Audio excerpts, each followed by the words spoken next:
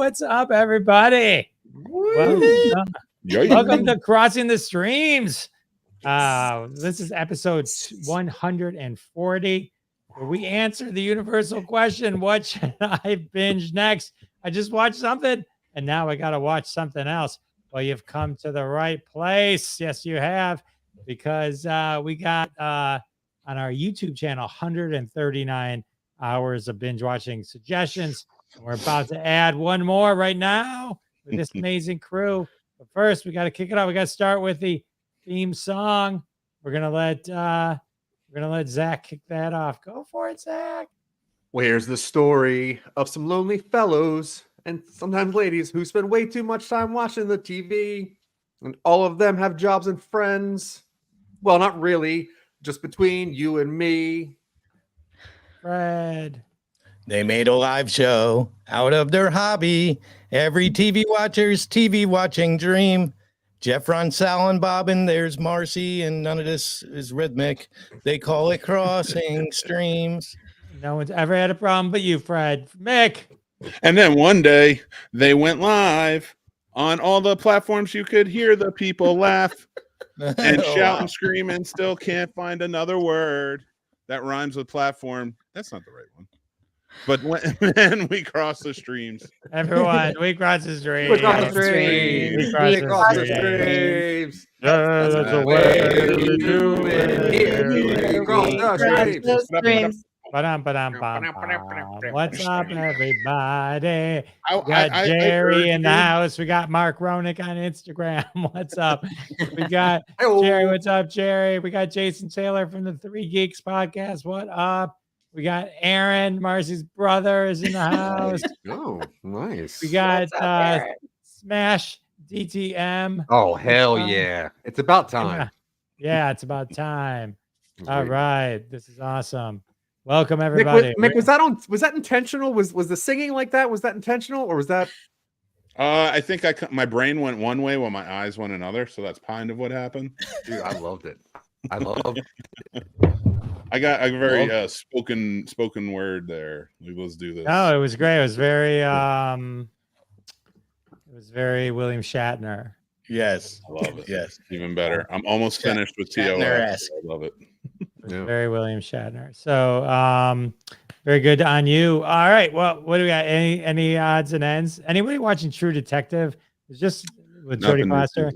I'm waiting till more episodes come out. I thought all the episodes were out, and then I here I am, and now waiting.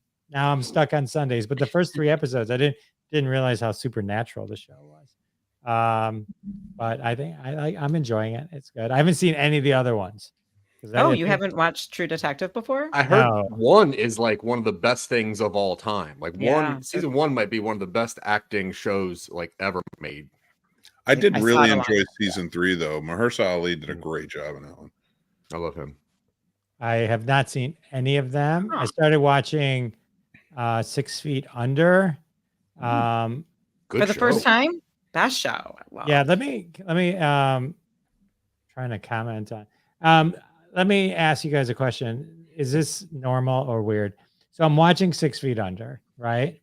And I think I had the same problem with Shameless, where you don't watch a show and then you watch another show, and then there's an actor on that show that is so prominent, he becomes that character. So like Dexter. Like I see him as Dexter. So when I'm watching this show, it's a weird reverse engineer for me.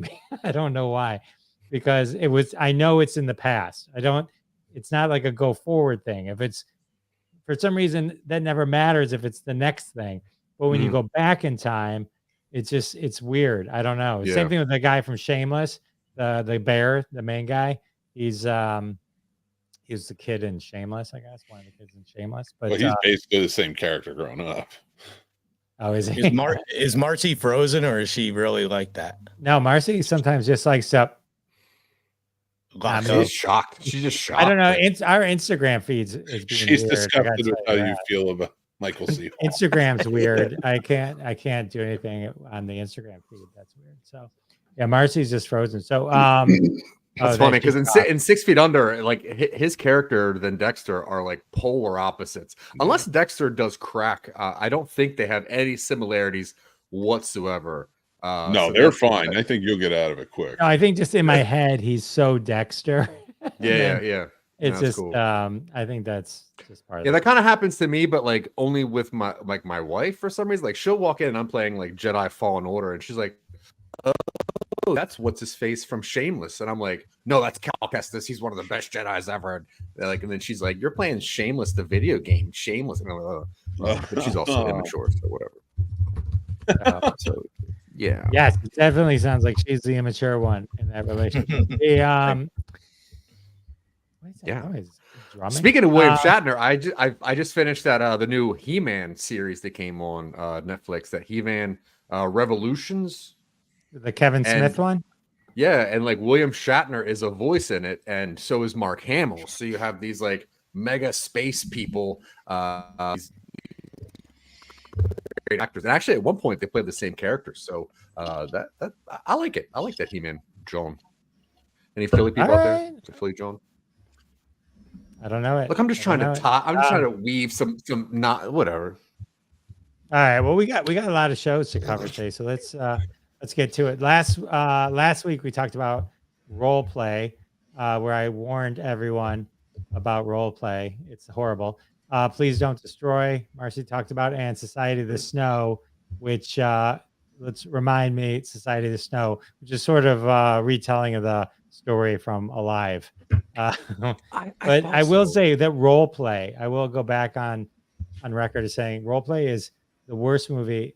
It's really horrible. And what's made me even madder in this past week is them trying to take clips and put them on TikTok to make it seem like a good movie. Like, and I was like, that makes me even madder, because I know if you, in full context, this is a horrible scene. These are horrible, but if you just grab a piece of it, they're trying so hard. And it really makes me mad that they're trying to waste your time, and so much effort is going into wasting your time.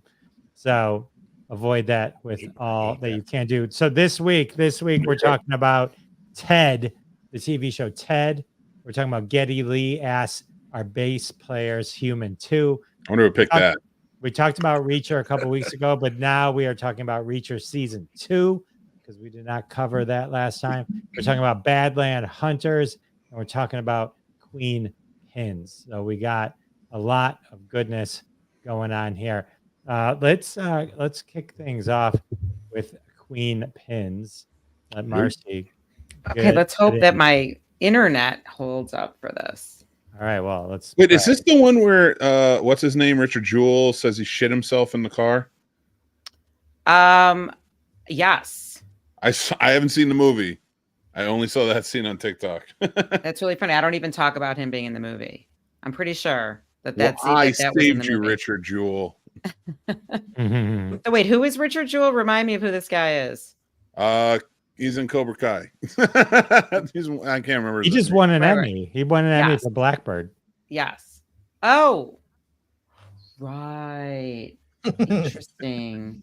That's really what his name is? No, Richard Jen. That's he played Richard Jewell in. Richard Jewell is the guy that they tried to accuse of blowing up. Richard Jewell is his character. Paul Hauser. Well, it's a real life character. Dude, you freaking making me think I got my shit wrong. All right, let me start. No, you're good. You're good.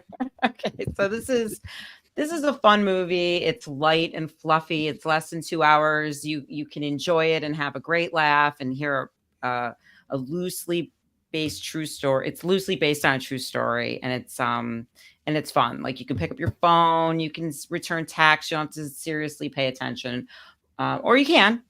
You can still do that too. But this is a movie about a couple of women who basically counterfeit coupons and make a ton of money.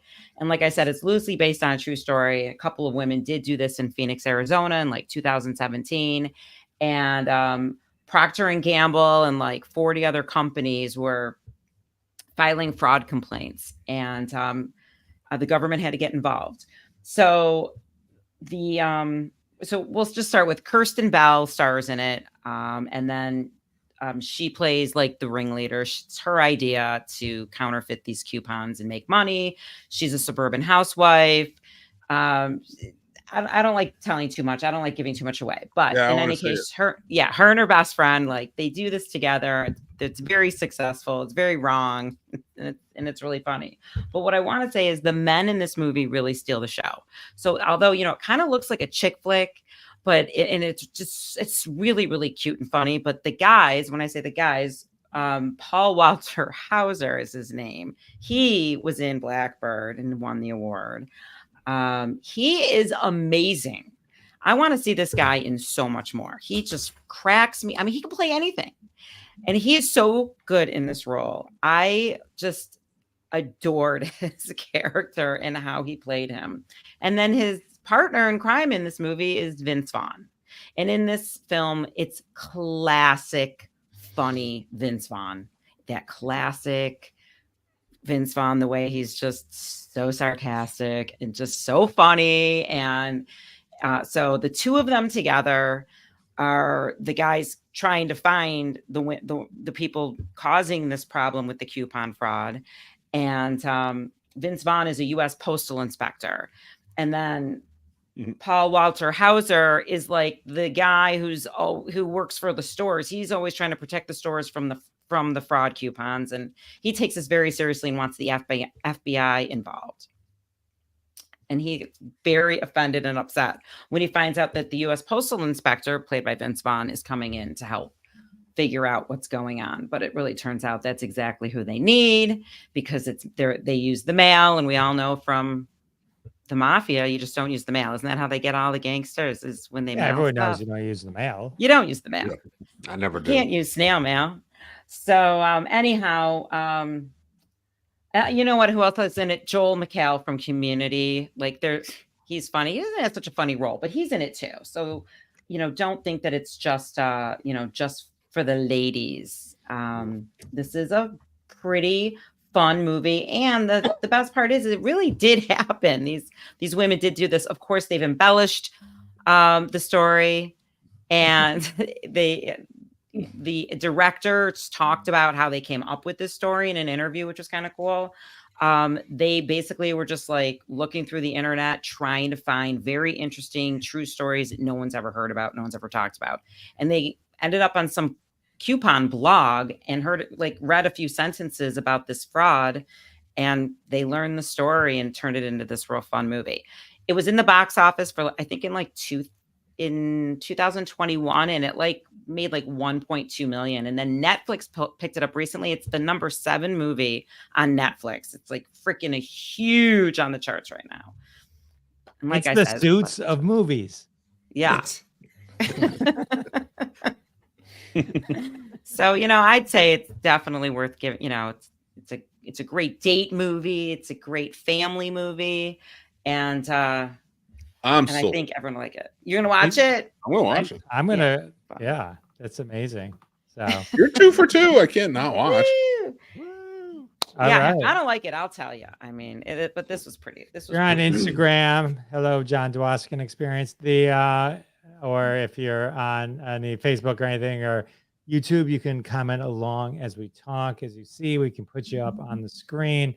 Did you just say your name is John Dwoskin? No, I said his brother's name. My brother. It's his brother. Oh. That's cool. Because I know you're reading a lot of stuff and trying to respond to things, so it would just be funny. All right, let's talk about Reacher season 2. We talked about Reacher a couple weeks ago, but we purposely didn't touch on season 2 because it was right in the middle of season 2. And then Mick is a Reacher expert. Mick travels the world talking about Reacher in conferences. So let's talk about Reacher 2. Mick from the Scene Snobs. Hey, I really enjoy this character. I liked the books I've read when I was younger. I always liked the just traveling around sort of vagabond lifestyle that Reacher lived in the books. And so when they came out with the movies, not quite the same, but when this show came out, matched really well. I love this guy, Alan Richardson as Reacher. The second season, Zach and he had kind of mentioned before, and I share the same sentiment. I think it's not that it's worse or anything or bad than the first season. It's just the difference of the story and the tone. I didn't like it as much as the first season. The first season I really liked where it was going, but I liked how interconnected the two seasons were, and that they're keeping that going. This second season sees Reacher find out that some of his unit are being killed. So he teams up with Neely, who we remember from the first season, and a couple of others to go out and investigate what's happening. Robert Patrick plays the big bad in this one. Has a great Terminator tongue-in-cheek line in there, so if you watch it, look out for it. I'm not going to ruin it for anybody. And Robert Patrick's just a great bad guy. He really is. He's so sadistic sometimes, but he can be so funny and witty. So he is that in this really well. I like Reacher. Reacher, to me, it's not breaking any barriers in writing. It's not, even the most action-packed of shows, but it's fun. It's like back in the day when we watched John Wayne type movies. Doesn't have to be John Wayne or Burt Reynolds or whatever. All those machismo type of heroes. But this one's got like a little bit better of a twist because it's not as sexist and crazy and all over the place. So I do like the character. I like all the actors. A lot of them are from Smallville, which I liked, growing up and watched, and actually just did a rewatch recently. Alan Rich played Aquaman. Serinda Swan, who's in this, she plays Zatanna. And you'll see others pop up as well throughout. So it's very season cool. 2 was in Smallville. I know season 1, Lana Lane, but Serinda Swan played Zatanna. Which one's she? She was the other major, like the brunette with the eyebrows. Oh, who is she in Smallville? Why don't she has eyebrows? She played Zatanna, the magician. Oh yes, you're right. Now that you say that, so my hot take on Reacher season 2, and I did enjoy it. Oh, so let me say first, I would think that Alan Richardson's kind of a droll actor had I not really liked him as Aquaman in Smallville and actually in Titans. He was great in Titans. He was good in that. I didn't like the movie. I liked his character in Fast X. I didn't. He seemed like the only one that realized, like, what am I doing here? There's a pilot for Aquaman that you can find on internet. And actually, Justin Hartley played Aquaman in that pilot, who played Green Arrow on Smallville. It's the Green Arrow, and then he was in This Is Us, and he's got other shows coming on too. Hashtag my Green Arrow. But this is okay. Well, two things. One is I was watching this video. I thought it was an interesting take on the Reacher character about why we all like Reacher. And his take on it was Reacher is who we all think we are in our heads when the situation goes down. Yeah. You know what I mean? Like that's how we think it'll turn out for us. If if we were to walk into that situation, just start punching some guy or something like that. But this is my hot take on season 2. Is I did not think it was as good as season 1, but I think if it was a season 5, the same season, but season 5, it would have been incredible. We didn't get to know any of the other characters. So like Neely, we loved because she was in season 1. Like season 2 should have been with the guy with the kid, and then season 3 should have been the girl with the eyebrows, and season 4 should have been maybe with one of the guys that was missing from this season. And then when it came together, it would have been almost like an Avengers Endgame for Reacher. And well, then funny you mentioned that because this is actually based on the 11th book in the series. And that's why a lot of people were like not complaining, but saying that like we haven't had a chance to really get to know them. I'm actually kind of glad they got him out of the way and did this one, because now he can go back to being Reacher traveling, but then you can now bring them in like they did with was it Malcolm Goodwin in this one? Yeah.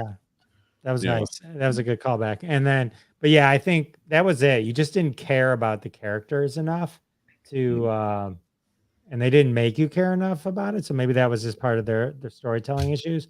But I think had they played it differently, then that end scene on the bus, where he reflects on why he was there and what he took away from the season, would have meant a lot more in that case. But that being said, it's definitely a fun watch. I agree. Everyone should definitely watch season 1 and season. And then Mick, do you know about season 3? What are they doing? They're doing Persuader, which I'm actually pretty excited for. And that one, Reacher's working. I want to say it's the Food and Drug Administration, but I'm not sure. It could be the ATF. And he goes undercover with some big arms dealer. It's a whole big thing, but it can be really well done if it's done right. Yeah. I think the other thing, the one guy's like, my only complaint of the show is, in this video I saw on TikTok, he's like, he's the only guy of that size that can walk into a Goodwill and pull out and within 5 minutes, perfectly fitting clothes for his body type. Yeah. Don't I know it? So funny. All right. Marcy, did you watch Reacher? I've seen the first season and I loved it. And I know I need to see the second season.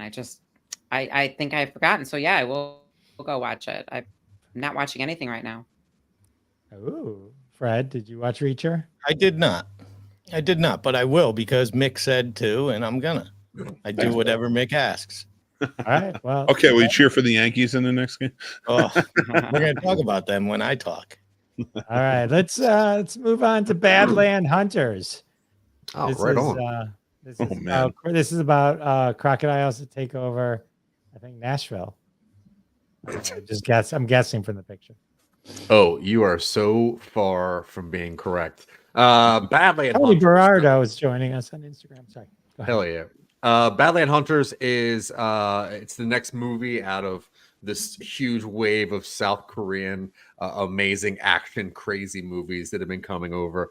I've personally found a lot of the majority of movies to me are just kind of very formulaic and very boring, and they're designed in my opinion so that you can just be on your phone and just have it on, so that it can just have the number of views and no one really watches anything, like the majority of stuff that I've just found that is Netflix specific.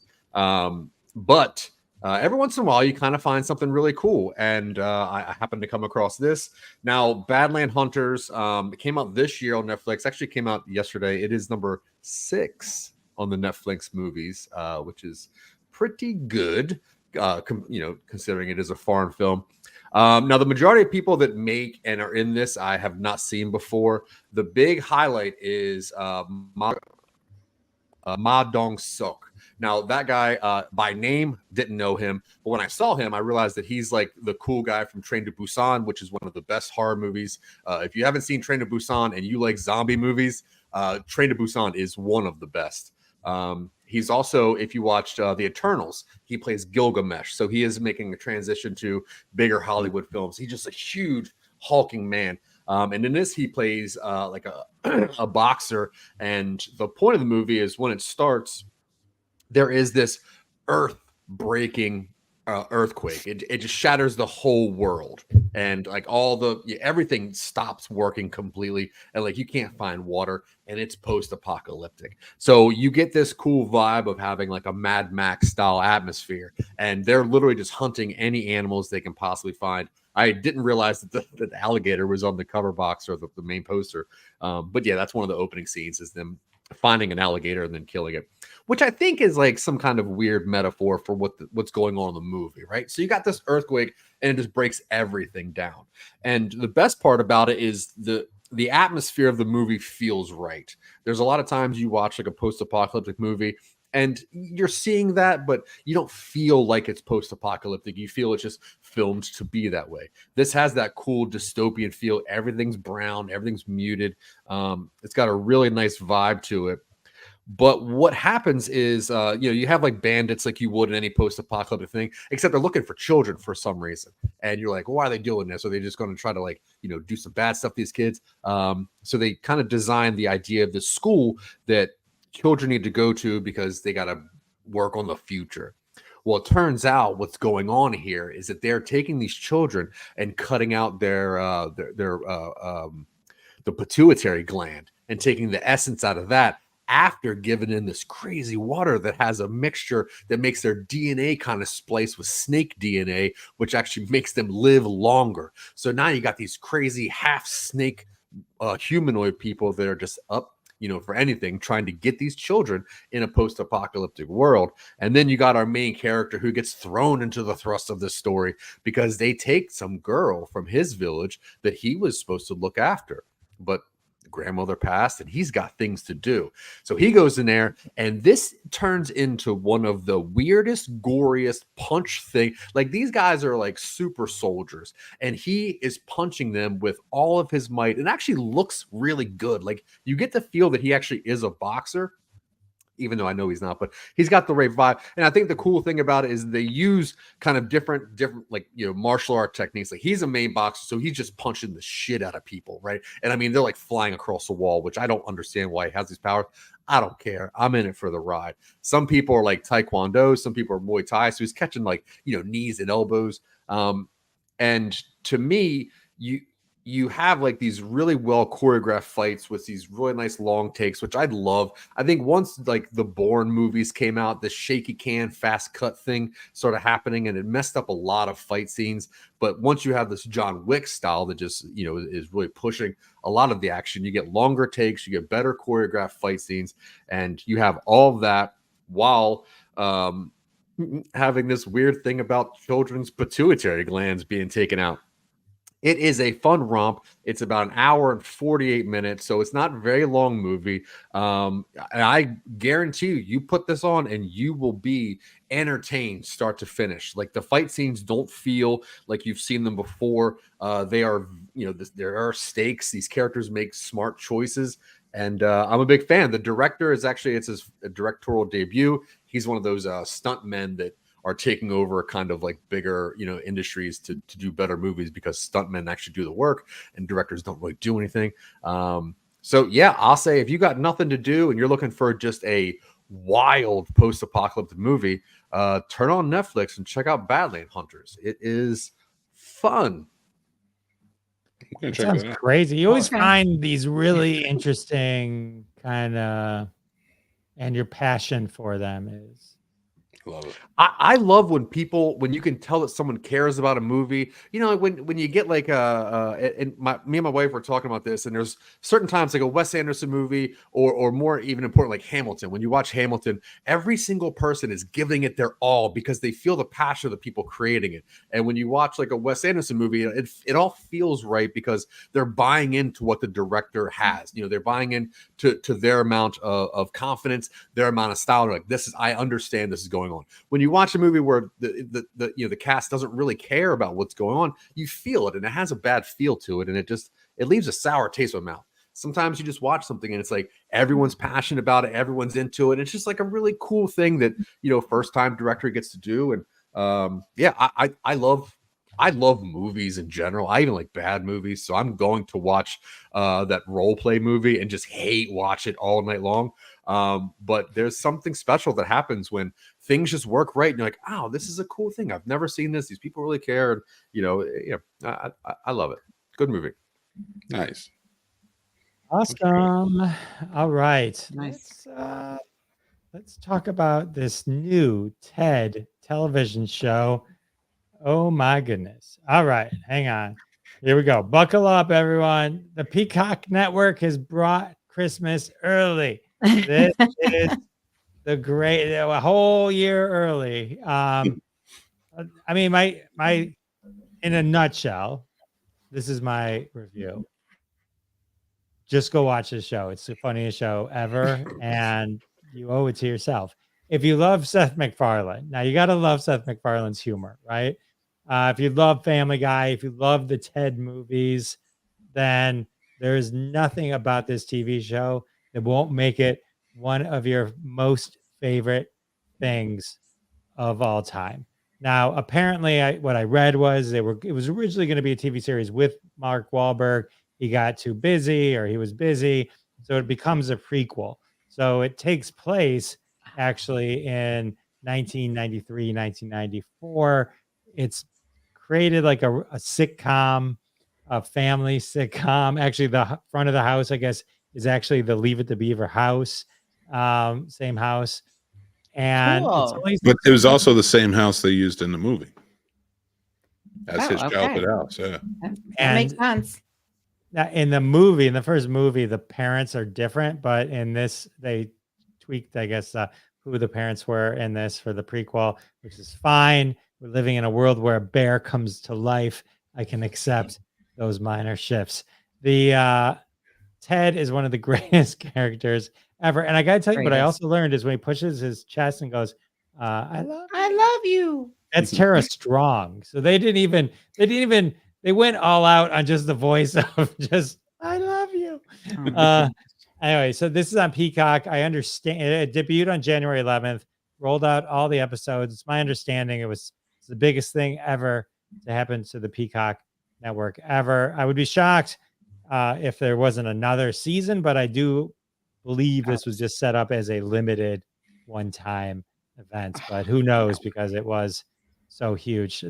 I love that they didn't even try to find someone that looked like Mark Wahlberg. They just found a kid. It's like, He's great. and he's great. He's great. Max Burkholder as John Bennett. The whole youngest- family. Yes. And now this is an origin story. You're going to learn how they get into marijuana. You're going to learn how they learn to love the movie Flash Gordon.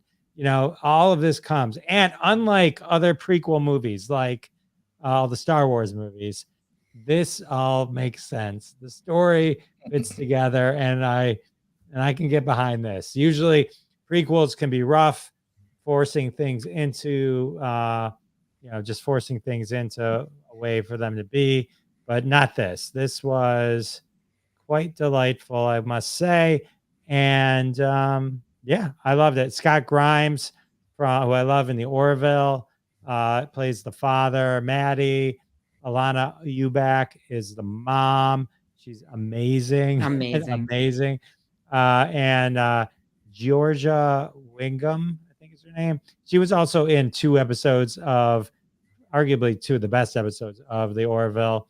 And she plays the cousin, and she is also amazing. Great character. Seth MacFarlane's a genius. Mm-hmm. He's a genius. Although I feel like there's a missed opportunity when they put on the horror movie and they put on Texas Chainsaw Massacre. Yeah. Or they would go to get it. I was so hoping they would get Critters because of Scott Grimes. Oh. That's just what, I feel like, come on. Oh, that would have been funny. Yeah, that would have been great. That would have, maybe they just couldn't get the rights to it or something. Yeah. But I will say the first two episodes I think are the funniest episodes, and maybe it's just you get into a thing, but they're all Christmas hilarious. Episode had me roaring laughing. I think number 5, Desperately Seeking Susan, is the best episode. That was a great episode. Yes, they're all great. I thought that maybe the third one, but I thought the third one wasn't as funny as the first two. Okay, except that it did have the best line of any of them. We jerk at dawn, and it was just so funny. Oh, that should be a shirt. That should be a shirt. Anyway, are these half hour, Jeff? I'm saving my mouth for marriage. They're all very different amounts. Some of them are 50 minutes. Some of them are 35 minutes. They played a little loose with that, but there is an entire clip. I mentioned we did the other show about Alive. There's where they eat. There's an entire scene where they talk about that movie, Alive. It's so funny. Everything is so funny. This is a show where when they put the clips on TikTok and stuff like that, it's super funny. It's just standalone. There's a routine they do about McDonald's pies. Yeah, that is just so funny. That's the Halloween episode. Yeah, and it's just so great. There's maybe some current sensibilities laid into the 90s, but who cares? It's really, really funny show. It's It laugh really is. out loud, hysterical. Pause TV, rewind, watch it Oh, again, yeah, and it's then lose your videotape it breath. and send it to your friend because, like you Yeah, said, it's the lose your clip. breath funny. It's Yes. lose your breath funny. So, but you have to love that McFarlane sense of humor, which I think he's a genius. I think Mhm. everything he does, the Orville, if you guys haven't watched the Orville, is amazing. One of the biggest it's just horrible that they don't have another season coming out of that or already locked in. It's one of the best. It's better than Star Trek. Sorry, but I love it anyway. But yeah, it's amazing. It's on Paramount Plus. Oh, you're talking about Orville. Peacock. It's on Peacock. Peacock. It's Okay. on Okay. I'm Peacock. like, Yeah, what? yeah. It's on Peacock. Sorry. And then yeah, And it's filthy. It's filthy. it's beyond every filthy. word is fuck. Oh yeah, it is. It doesn't hold back with the language or anything. Porn and yes. It's It's not your mom's NBC. No. This is unbelievable. It's actually unbelievable. So so definitely if you haven't watched it or if you have watched it, go watch it again. I'm Yeah. excited that I I'm going to. haven't seen it yet, so now I get to watch it fresh and see it, and I think I'm going to enjoy it. I've seen the TikToks. Yeah, it's even seeing the TikToks. These are the kind of things where like you can watch these routines over and over and over again. Yeah. You know, just the banter back and forth where they're discussing whatever they're discussing. It's so funny. So, Zach, you seen it? No. You haven't No? seen it? No. He saw the Japanese version. Yeah, the Korean version's way funnier. I can guarantee it. Have you? My Oh, are translation. you not a Seth MacFarlane fan? Not really, but not for any real reason. It's just I think Family Guy lasted too long, and I kind of didn't think about it. I saw Ted 1, I think, and I'm like, all right, I get it. Yeah, I didn't know that there was. I didn't even know there was a show coming out. So I'll definitely watch a little bit of it. I'll see if I like it, but I didn't know that it was out. So it sounds funny. I like to laugh out loud. I know that. So It's got some good lines. You know what show I've Nice. never seen? Tell me if you guys have seen. Have you guys ever seen? I was checking to see if we were still live on Instagram there, and we are. Yeah, I never saw the one with the West. A Million Ways to Die in the West. terrible movie. Terrible. I mean, Very, it had very funny bad. moments though. Like, yeah, as a movie, it wasn't that good, but it was a long Family Guy episode of just random shit. Yeah, so it just Okay. so long. I do remember they did a Back to the Future thing and they gave it away in the preview, and I'm like, how do you give that away in the preview? They shouldn't have. It would have landed so much better. Yeah. Apparently, there's a okay. Back to the Future reference in the show, in the TV show. Oh, The school's he exterior is the same Universal Studio backlot location as the courthouse in Back to the Future. he references Back to the Future, Star Trek, and there's something else he references in every single thing he does. Those are his three like favorite properties. Yeah, one of my favorite things to do on anything is look up the trivia that's on IMDb and be like, what do people think is interesting? And apparently, this is the same bong used from the movie, the exact same prop that they use. Well, yeah. Otherwise, everyone would write in. It wouldn't feel Yeah, authentic. like, this if ain't they the used a same. different bong. Yeah, it has to be the same. And it would have to be the same bong. I mean, don't go crazy here. All right, one last thing. This is interesting because our next show is called Geddy Lee Asks Our Bass Players Human Too. It's a docuseries on Paramount Plus. We're covering everybody here. I've never even heard of this or anything, but I'm a big Rush fan, so take it away. It is great. So a lot of people that know me personally know that Rush is my favorite band. They are my number one band. I've seen them 35 plus times. And Geddy Lee is my second favorite Jewish man next to you, Jeff. Thank Oh, I appreciate it. Oh, So Marcy's that's a love. close third. Marcy's That's in so third. nice. Marcy's third, but she's new You in said my life. man. He said man. I did say man. Right, You're my that's- favorite Jewish woman. So a lot of my, this is on Paramount Plus, and this is a docuseries where it's only has 4 episodes in it. I think it should have been longer, but we'll talk about that in a minute. But So I have a thing for naming my children after musicians or sports stars and stuff like that. Just to guide you through it. For instance, my son was named Wade after Wade Boggs of the Boston Red Sox, who is my favorite.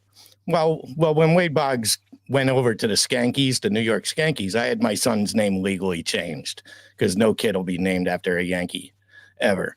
So his name is now Anthony Wade Scott. But my favorite child, yes, I said my favorite child. I'm one of those parents that admit they have a favorite child. My daughter, and my kids are aware of this, my final child and my favorite child is Riley. So Riley's real name is Araya, after Tom Araya, the band Slayer, and Geddy Lee. Her name is Araya Lee Ann Elizabeth Carroll. And when you say Araya and Lee together, it sounds like Riley, Araya Lee. So we call her Riley. So just on that, that's how much I love these people. I named my children after them. So this whole thing this is basically him. He's a very pure human being, and he's very not rock and roll or anything. And he goes to these people's homes and spends a week with 4 famous bass players to see how they live as humans.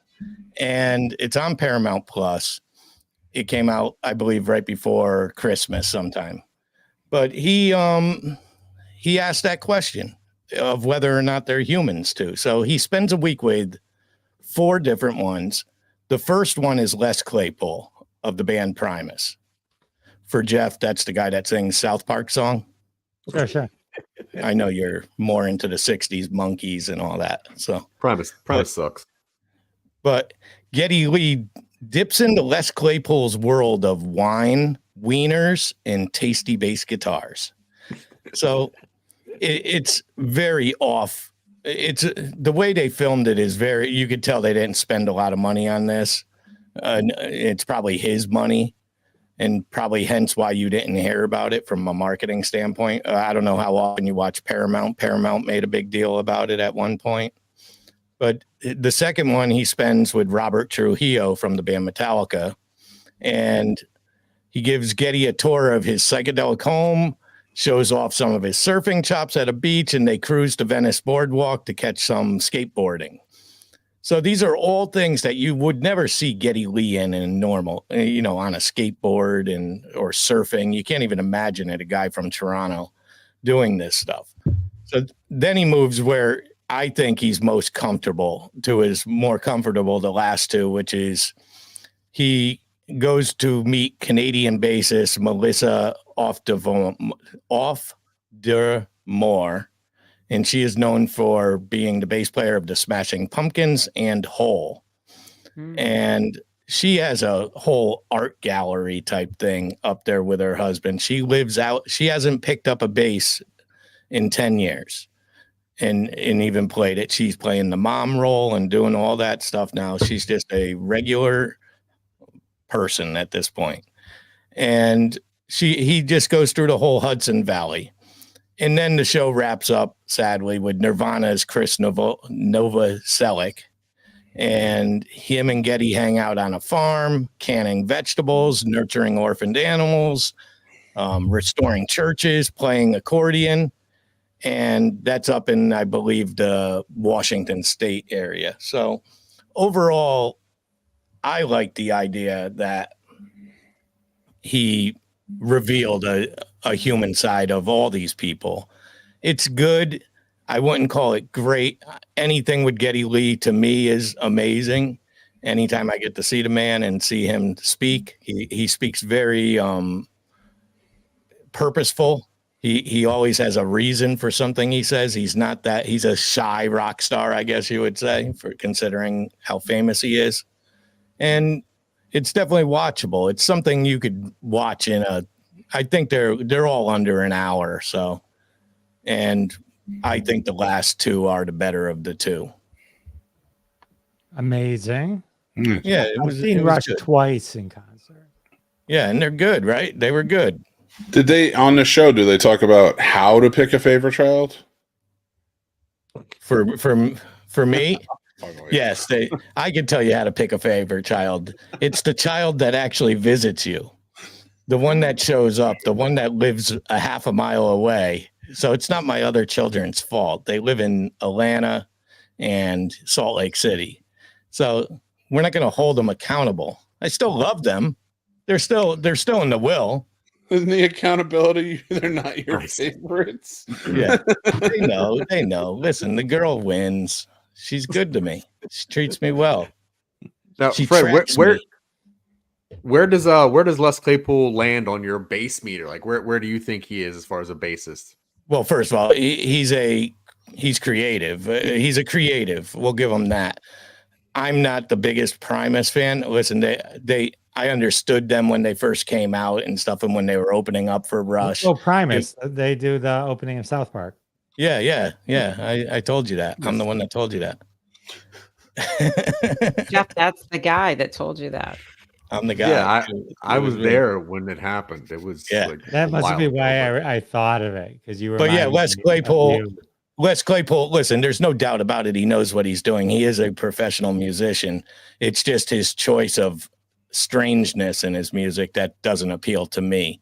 I need a little more togetherness. It just sounds like three instruments playing what they want to play and going with it. And it's fun. Hey, listen, he's successful. Who am I to? He's making more money than me. So he's fine. I don't like Fish either. So, and they're amazing musicians. They're amazing musicians. No. You just offended one of our audience members big time. That's okay. It's He believe me, would give up anything for Fish. Fish does not need me. They've got enough. That's true. They're Yeah, doing just fine without me. Let's everybody see the new Ghostbusters preview. No. Yeah, loved it. Loved it. Yeah, Looks looks like good. it's be fun. Is it I'm the not- original cast? Yeah, They're they in got it. them all. And Yeah, Bill everybody's Murray's actually sounds like Bill Murray. Hopefully, that's not the only two real Bill Murray comments he makes in the entire movie. That's they probably use. the only two you're getting. Is And this then- going straight to streaming or in the theater? No, it's it is. gonna This is big. Oh, This it's is big. big. It's going Oh, to the theater. Yeah. be- Yeah, because it's the follow up to that Ghostbusters Afterlife. I didn't love the Ghostbuster Afterlife movie. You didn't I like didn't it? mind it. I didn't mind it at all. But is I this didn't love Memorial it. Day, Mick? Memorial release? Memorial Day release or 4th Yeah, of it's got to be May. It's going to be a huge movie. I wouldn't This doubt one looks really good. This one looks This one looks more like a real sequel to it. Though I think everyone forgets Ghostbusters 2 sucks. Yeah, Only very much so. Ghostbusters was ever any good.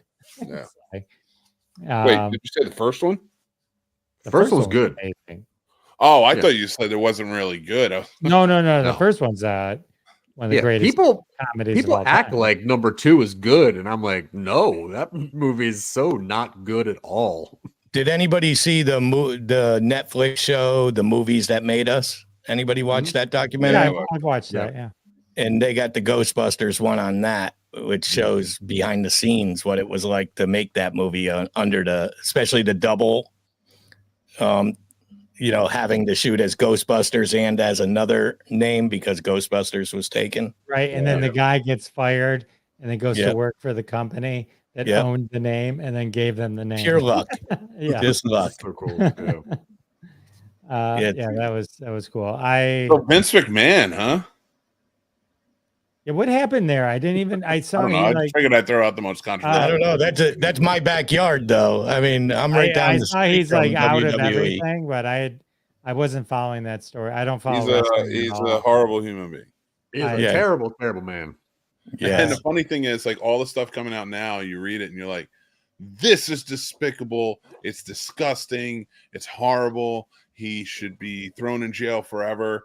And yeah, any wrestling fans pretty much known this shit's been going on forever. Mhm. Huh. He's Alright. terrible. He's a terrible human being. He's a bad man. Bad man. It was good. Speaking Oh, of no, wrestling, that's though, not watch fair. Iron Claw. Amber Heard's an asshole. But no, not a monster. He was a monster. Yeah, no, I agree with Mick on this one. Amber Heard kind of sucks, whatever, but he Well, is let's not. devil of a man. Amber Heard and Johnny Depp. Is that what we're talking about? Their No. personal life is. Let's not get. Whatever. if somebody threw stuff that you did with it's that's You shit can't even never- keep a straight face while you're saying this. that shit never should have been aired. You know what I mean? It's like it's not our business. you Yeah, know, that it's was not like- stupid. that The was, court hearing. I don't and give a stuff. shit what they do. They had a bad relationship. So a million people have a bad relationship. You know what I mean? I did not follow any of it. I didn't watch it either. It's just other Nothing. than In No. fact, I didn't know who Amber Heard was for a while, and I kept thinking, I'm like, who is she? Who is she? Because I She's the can't high stand schooler that that stuff. Seth Rogen dates in Pineapple. Express. Pineapple. Yes, right. Yes. God, that's Yeah. a funny I love movie. That movie. I love that movie. I don't. I love hate that either movie. I've seen that movie so word many or times. or Oh, turd. did you guys? I finished the Godzilla movie Monarch on Apple. Oh. Mm. I They love will- that show. Maybe we'll talk Was about it it next good? week. But I will That's just fine. say it's like how is it at one point it became Quantumanium? Oh, jeez. No, that's I haven't not watched it. fair. I That love- is not fair. Oh, it is 100% fair. That is Yeah. not. That is Also- not like Quantum Mania. No, I think it's better than Quantumanium. Oh, okay. I You mean, didn't I'll say fight. that. I'll fight for But it- Quantumania for the record. I'll fight for that movie. I like. I that didn't movie. hate Quantum Mania like everybody else did, but I didn't like it. This is much better done. it's the same exact concept. Yeah. Towards those last few episodes, the middle world. Anyway, all right, we can talk another conversation for another time. Mick, tell everyone where they can find you and say goodnight. Go check me out on the Scene Snobs channel. We got tons of shows there right now. Actually, we're talking about Godzilla. We are reviewing every week every Godzilla movie for the next 16 weeks. We're doing all 40 films and the 2 TV shows and even the cartoon from the 80s. So join in. It's going to be a really fun time. Ooh. Fred. Yes. So I am restarting the Cinephiles Flashback podcast, which is, if you go there right now, if you go over there, you could hear Jeff and Mick, because I used their first 2 episodes from the old one to reboot it. So you can go back over there and listen to them. And I start again with Scott Silverman this week with our mental health and addiction recovery podcast. And I believe it's going to be called Saved by Silverman now. You know, It's got a ring to it. yeah, it's okay. something that he had happy hour at one point. It's a nice little play on words when you're dealing with addiction and stuff, but there's thousands of podcasts called Happy Hour. There's literally thousands of them. And Do they And only that's run it. from 4 to 6? well, that's right. Yeah, that would be good. That would be good. They only 4 to 6. And that's it. And I got a dude in the hen house, but that's more of my side project. I'm not worried about that one as much as the other 2. All right. Awesome. Check all those out. Zach. Yeah, you can find me on my new podcast, Happy Hour. Fortunately, where we go over, review all the Happy Madison movies. You can find it most days between 4 and 6 on all of your local things. It's fine. No, actually, don't look at me at all. Go to Fred's stuff and check out Fred's things because he's an amazing, generous person, and I love everything that he creates. So please, if you're thinking about typing in Zach Wiseman, don't. Fred 2Ds Carol, check him out. Thank you, All right. Zach. Thank you, Zach. Marcy. You'll find me here on Crossing the Streams on Wednesday nights. All right. And I am Jeff Dewaskin. Check out my podcast, Classic Conversations. We just crossed 300 episodes. Very excited about that. Yay. I got Holly Marshall from Land of the Lost on this week. That finishes my Will and Holly Marshall have now both been on the show. I'm looking forward to meeting them. They're coming to a Comic-Con in my area. I'm gonna get a picture with them and a raft. It's gonna be glorious. And I think coming up on Monday, I got Dinah Manoff. She was Marty, the Pink Lady, and Grease, the original Grease. So that's fun. And then she was an Empty Nest as well, and Soap. And she was the first person to be killed by Chucky in Child's Play. That's right. Yeah. So anyway, so that's it. All right. Well, thank you everybody for hanging. Thank you guys for all. Thank you. All right. Thank you. Good night, everybody. Bye. And that has been another episode of Crossing the Streams. Join us every Wednesday at 9:30 p.m. Eastern Time, live on Facebook and YouTube. Follow The Jeff DeWaskin Show on YouTube to be alerted every time we go live with your hosts, Jeff DeWaskin, Ron Lippett, Howard Rosner, Bob Phillips, Sal D'Amelio. We're all in the socials. Follow us, listen to our podcasts, Classic Conversations, and The Sal and Bob Show. Check them all out, and we'll see you next week and every week when we cross more streams right here. See you then.